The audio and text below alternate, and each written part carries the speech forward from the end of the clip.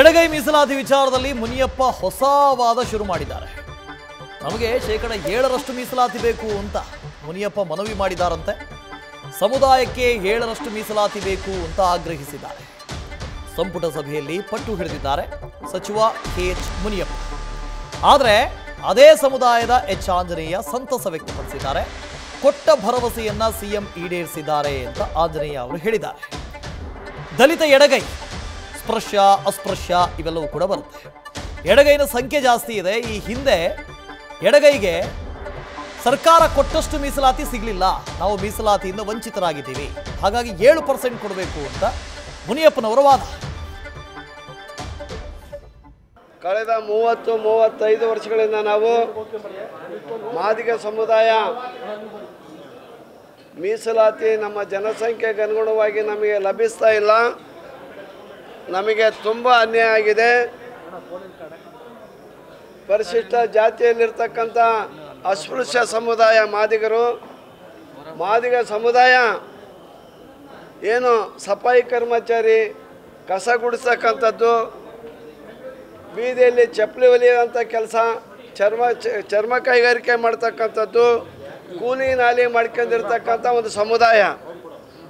ಅಧಿಕ ಸಂಖ್ಯೆಯಲ್ಲಿ ನಾವಿದ್ದರೂ ಕೂಡ ನಮ್ಮ ಜನಸಂಖ್ಯೆಗೆ ಅನುಗುಣವಾಗಿ ನಮಗೆ ಇರ್ತಕ್ಕಂಥ ಈ ಮೀಸಲಾತಿಯಲ್ಲಿ ನಮಗೆ ಲಭಿಸ್ತಾ ಇರಲಿಲ್ಲ.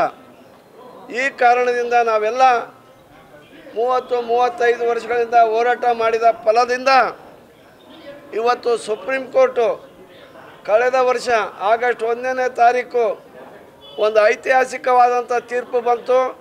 ಒಳ ಮೀಸಲಾತಿಯನ್ನು ಮಾಡುವಂಥ ಅಧಿಕಾರ ರಾಜ್ಯ ಸರ್ಕಾರಕ್ಕಿದೆ.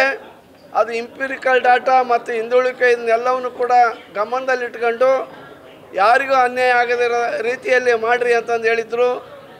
ಜಸ್ಟಿಸ್ ನಾಗಮೋಹನ್ ದಾಸರವರು ಒಂದು ವರದಿಯನ್ನು ನಮಗೆ ಕೊಟ್ಟಿದ್ದಾರೆ, ಅದೆಲ್ಲ ನಿಮಗೆ ಗೊತ್ತಿದೆ.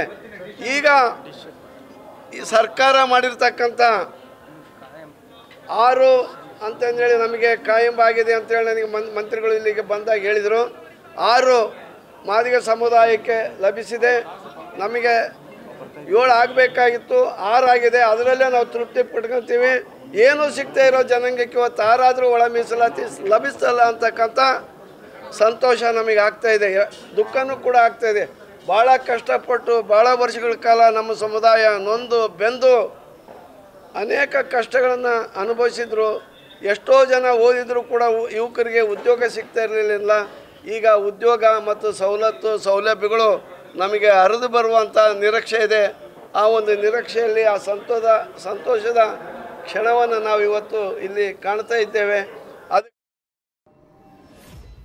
ಬಹಳ ವರ್ಷದ ಒಂದು ಐತಿಹಾಸಿಕ ನಿರ್ಧಾರವನ್ನು ಇವತ್ತು ಸನ್ಮಾನ್ಯ ಸಿದ್ದರಾಮಯ್ಯ ಸಾಹೇಬರ ಒಂದು ನೇತೃತ್ವ, DK ಶಿವಕುಮಾರ್ ಅವರ ನೇತೃತ್ವದೊಳಗೆ ಒಂದು ಎಲ್ಲರೂ ಸೇರಿ ಒಂದು ಒಳ್ಳೆಯ ನಿರ್ಧಾರವನ್ನು ಆಗಿದೆ.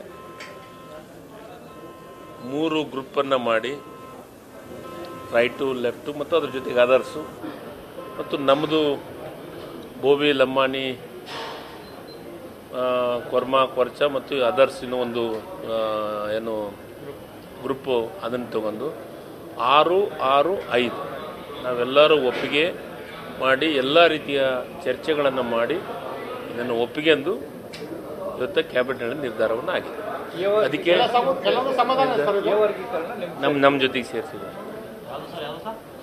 ಎ ವರ್ಗ ಎ ಮತ್ತು ಇಲ್ಲ ಈ ರೈಟ್ ಲೆಫ್ಟಿಗೆ ಹಾಕಿ ನಮ್ಮದು A1 ಇದನ್ನು ಮಾಡಿ ಈ ಸಿ ಮತ್ತು ಬಿ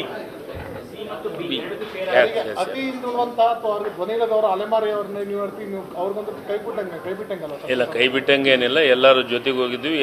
ನೋಡಿ, ಎಲ್ಲರೂ 101 ಕಾಂಪಿಟೇಷನ್ ಮಾಡ್ತಿದ್ರಲ್ಲ ಮೊದಲು, ಹೌದಲ್ಲ? ನಾವೆಲ್ಲರೂ ಸೇರಿ 101 ಮಾಡ್ತಾ ಇದ್ವಿ. ಈಗ ಅದರೊಳಗೆ ಎಲ್ಲರಿಗೂ ತೃಪ್ತಿ ಕೊಡೋ ರೀತಿಯೊಳಗೆ. ಸೊ ಈ ಹಿಂದೆ ದಲಿತ ಅಂತ ಬಂದಾಗ 101ಕ್ಕೂ ಅಧಿಕ ಜಾತಿಗಳು ಅದರಲ್ಲಿತ್ತು. 17% ಮೀಸಲಾತಿ ಕೊಡಲಾಗಿತ್ತು. ಆದರೆ ಆ 17% ಮೀಸಲಾತಿ ಯಾರಿಗೂ ಹೋಗ್ತಾ ಇತ್ತು ಅಂತ ಗೊತ್ತಾಗ್ತಾ ಇರಲಿಲ್ಲ. ಈ ದಲಿತ ಸಮುದಾಯದಲ್ಲೇ ಎಡಗೈ, ಬಲಗೈ, ಸ್ಪೃಶ್ಯ, ಟಚಬಲ್ಸು, ಅನ್ಟಚಬಲ್ಸು, ಅತ್ಯಂತ ಹಿಂದುಳಿದಂಥವರು, ಹೀಗೆ ಬೇರೆ ಬೇರೆ ಜಾತಿ ಜನಾಂಗಗಳಿತ್ತು. ಅದರಲ್ಲಿ ಕೆಲ ಜಾತಿ ಜನಾಂಗಗಳಿಗೆ ಈ ಮೀಸಲಾತಿ ಏನಿದೆ ಅದು ತಲುಪ್ತಾನೆ ಇರಲಿಲ್ಲ. ಅದರಲ್ಲೂ ಜನಸಂಖ್ಯೆಗೆ ಅನುಗುಣವಾಗಿ ಮೀಸಲಾತಿ ಸಿಗಬೇಕು ಅನ್ನೋದು ಧೋರಣೆಯಾಗಿತ್ತು. ಆದರೆ ಒಂದಷ್ಟು ಸಮುದಾಯದ ಜನಸಂಖ್ಯೆ ಹೆಚ್ಚಾಗಿತ್ತು, ಮೀಸಲಾತಿ ಕಡಿಮೆ ಸಿಗ್ತಾ ಇತ್ತು. ಇನ್ನೊಂದಷ್ಟು ಸಮುದಾಯದ ಜನಸಂಖ್ಯೆ ಕಡಿಮೆ ಇತ್ತು, ಅವರಿಗೆ ಹೆಚ್ಚಿನ ಮೀಸಲಾತಿ ಸಿಗ್ತಾ ಇತ್ತು. ಹಾಗಾಗಿ ದಲಿತರಿಗೆ ಕೊಡುವಂಥ 17% ಮೀಸಲಾತಿಯಲ್ಲೇ ಒಳ ಮೀಸಲಾತಿಯನ್ನು ಕೊಡಬೇಕು. ಹಾಗಾಗಿ 3 ವರ್ಗೀಕರಣವನ್ನು ಮಾಡಿದ್ದಾರೆ. ದಲಿತ ಬಲ, ದಲಿತ ಎಡ ಹಾಗೂ ಇತರೆ ಜಾತಿಗಳು ಅಂತ. ಎಡಕಾರು, ಬಲಕಾರು, ಇತರೆ 5, 6, 6, 5 ಈ ರೇಷಿಯೋದಲ್ಲಿ ವರ್ಗೀಕರಣ ಮಾಡಲಾಗಿದೆ. ಹಾಗಾಗಿ ಯಾರ್ದು ಡಿಸ್ಪ್ಯೂಟ್ ಇಲ್ಲ ಅಂತ ಅನ್ಸುತ್ತೆ. ದಲಿತ ನಾಯಕರು ಇತ್ತೀಚೆಗಷ್ಟೇ ಪರಮೇಶ್ವರ್ ಅವರ ನಿವಾಸದಲ್ಲಿ ಸಭೆ ಸೇರಿದರು. ಯಾವುದೇ ರೀತಿಯಲ್ಲಿ ನಾಗಮೋಹನ್ ದಾಸ್ ಅವರ ವರದಿ ಬಂದರೂ ಕೂಡ ನಾವು ಅದನ್ನು ಒಪ್ಕೊಳ್ಬೇಕು ಒಕ್ಕೊರಲಿನಿಂದ ಅಂತ ಆಗಲೇ ಮಾತಾಡ್ಕೊಂಡಿದ್ರು. ಹಾಗಾಗಿ ಈಗಲೂ ಕೂಡ ಅದನ್ನು ಒಪ್ಪಿಕೊಂಡಂತೆ ಕಾಣಿಸ್ತಾ ಇದೆ. ಒಂದಿಬ್ಬರು ನಾಯಕರು ನಮಗೆ 6 ಬೇಡ ಆಗಿತ್ತು, 7 ಬೇಕಾಗಿತ್ತು ಅಂತ ಕೇಳಿದ್ರು. ಸೊ ನಾಳೆಯಿಂದ ಇದೆಲ್ಲ ಸರಿ ಹೋಗ್ಬೋದೇನೋ. ನ್ಯೂಸ್ ಫಸ್ಟ್ ನಿರ್ಭೀತಿಯಿಂದ ನಿಮ್ಮ ಪರವಾಗಿ.